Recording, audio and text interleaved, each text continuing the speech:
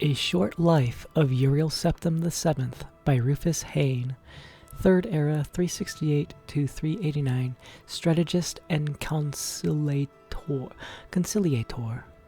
The early decades of Emperor Uriel's life were marked by aggressive expansion and consolidation of imperial influence throughout the empire, but especially in the east, in Morrowind and Black Marsh, where the empire's power was limited, imperial culture was weak, and native customs and traditions were strong and staunchly opposed to assimilation.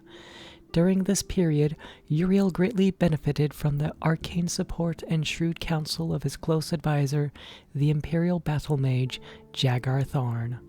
The story of Uriel's marriage to Princess Kala Vorya is a less happy tale.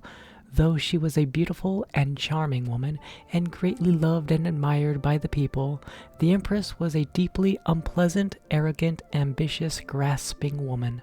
She snared Uriel Septim with her feminine wiles, but Uriel Septim thereafter soon regretted his mistake and was repelled by her. They heartily detested one another and went out of their ways to hurt one another. Their children were the victims of this unhappy marriage. With his agile mind and vaunting ambition, Uriel soon outstripped his master in the balanced skills of threat and diplomacy. Uriel's success in co-opting House Halalu as an advanced guard of imperial culture and economic development in Morrowind is a noteworthy example. However, Uriel also grew in pride and self-assurance. Jagar Tharn fed Uriel's pride, and hiding behind the mask of an outpaced former Master Counselor, Tharn purchased the complete trust that held finally to Uriel's betrayal and imprisonment in Oblivion and Tharn's secret usurpation of the Imperial throne. Third Era 389 to 399, betrayed and imprisoned. Little is known of Uriel's experience while trapped in Oblivion. He says he remembers nothing but an endless sequence of waking and sleeping nightmares. He says he believed himself to be dreaming and had no notion of passage of time. Publicly, he long claimed to have no memory of the dreams and nightmares of his imprisonment, but from time to time during the interviews with the Emperor that formed the basis of this biography, he would relate details of nightmares he had, and would describe them as similar to the nightmares he had when he was imprisoned in Oblivion. He seemed not so much unwilling as incapable of describing the experience. But it is clear that the experience changed him. In 3rd Era 389, he was a young man full of pride, energy, and ambition. During the Restoration, after his rescue and return to the throne, he was an old man, grave, patient, and cautious. He also became conservative and pessimistic, where the policies of his early life were markedly bold, even rash. Uriel accounts for this change as a reaction to and revulsion for the early teachings and counsel of Jagar Tharn. However, Uriel's exile in Oblivion also clearly drained and wasted him in body and spirit, though his mind retained the shrewd cunning and flexibility of his youth. The story of Tharn's magical impersonation of the Emperor, the unmasking of Tharn's imposture by Queen Berenziah, and the roles played by King Aedwire, Rhea Silmain, and her champion in assembling the Staff of Chaos, defeating the renegade Imperial battle mage Jagar Tharn, and restoring Uriel to the throne, is treated at length in Stern Gamboge's excellent 3-volume biography of Berenziah. There is no reason to recount that narrative here. Summarized briefly, Jagar Tharn's neglect and mismanagement of imperial affairs resulted in a steady decline in the empire's economic prosperity, allowing many petty lords and kings to challenge the authority of the empire, and permitted strong local rulers in the east and the west to indulge in open warfare over lands and sovereign rights.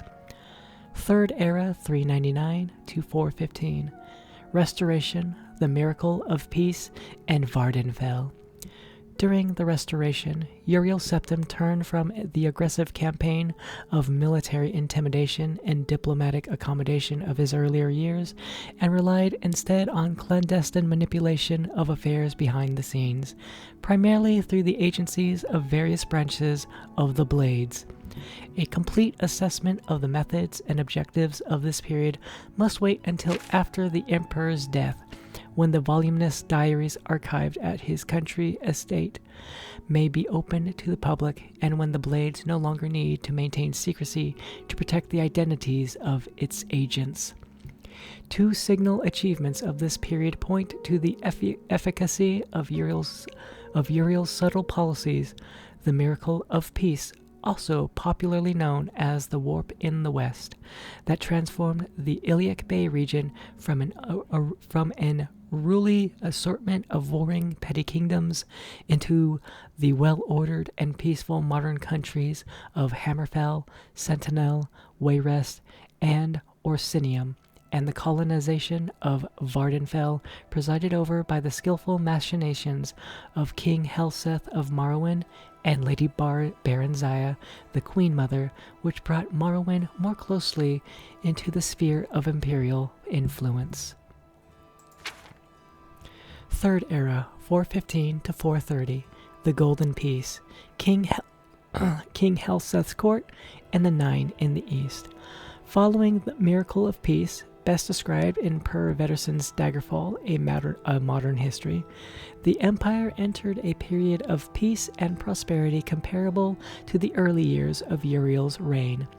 With the Imperial heartland and west solidly integrated into the Empire, Uriel was able to turn his full attention to the east, to Morrowind. Exploiting conflicts at the heart of Morrowind's monolithic tribunal religion and the long-established Great House system of government, and taking advantage of the terrible threat that the corrupted divine beings at the heart of the tribunal religion presented to the growing colonies on Vardenfell, Uriel worked through shadowy agents of the Blades and through the court of King Helseth in Mournhold to shift the center of political power in Morrowind from the Great House councils to Helseth's court, and took advantage of the collapse of the orthodox tribunal cults to establish the Nine Divines as the dominant faiths in Halalu and Vardenfell districts. Hasfat's Anabolis is his treatment of the establishment of the Nine in the East in his 4-volume Life and Times of the Nerevarine is comprehensive. However, he fails to resolve the central mystery of this period. How much did Uriel know about the prophecies of the Nerevarine, and how did he learn of their significance? The definitive resolution of this and other mysteries must await the future releases of the Emperor's private papers, or a relenting of the Blades' strict policies of secrecy concerning their agents.